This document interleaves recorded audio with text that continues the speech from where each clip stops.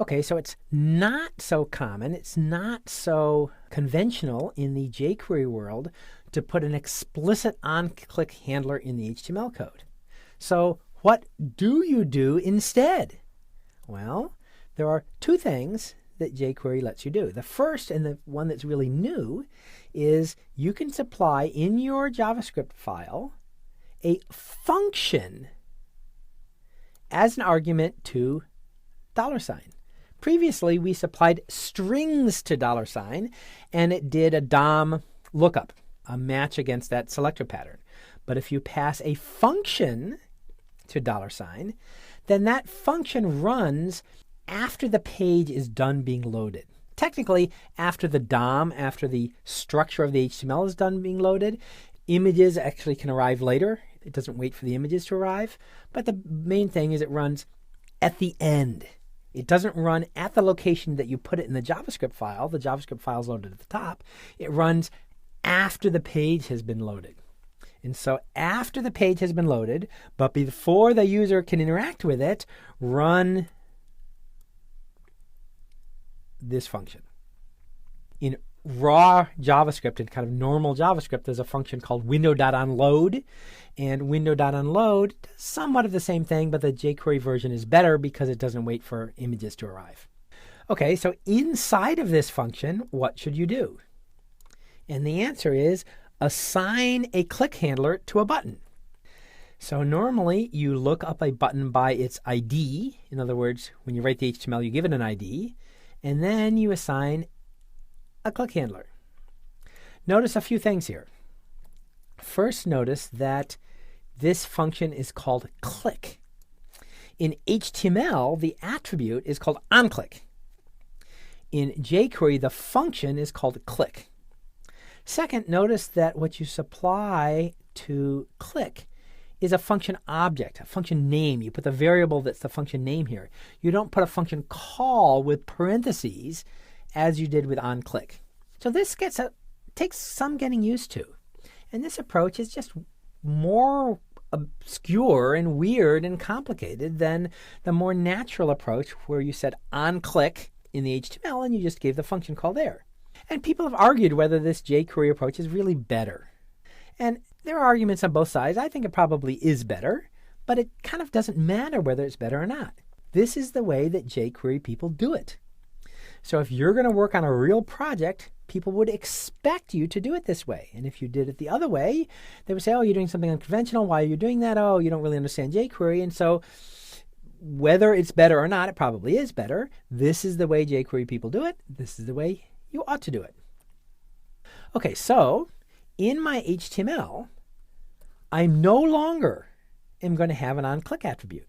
Instead, I'm going to have some way of identifying the button. And the easiest way to identify a button is with an ID, because IDs are unique in the page. You can only have one ID with a particular value for any element in the page. So jQuery can easily find that button and nothing else by looking up the ID. So the advantage here is the HTML file contains only HTML, the JavaScript file contains only JavaScript. The disadvantage is that if a developer comes along and looks at this HTML file, there's really no indication that there's any JavaScript functionality attached.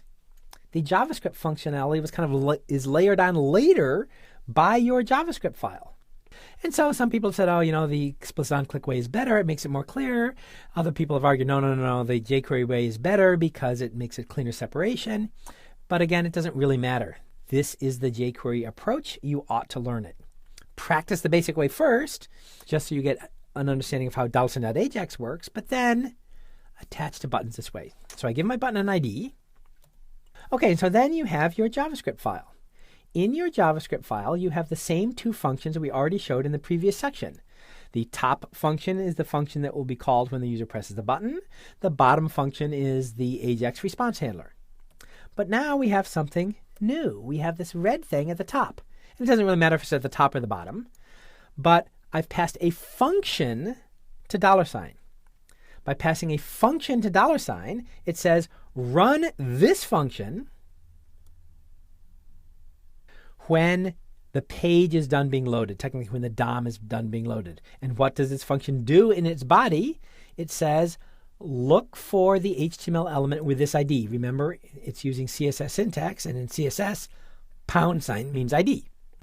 So find the element with this ID and attach this function object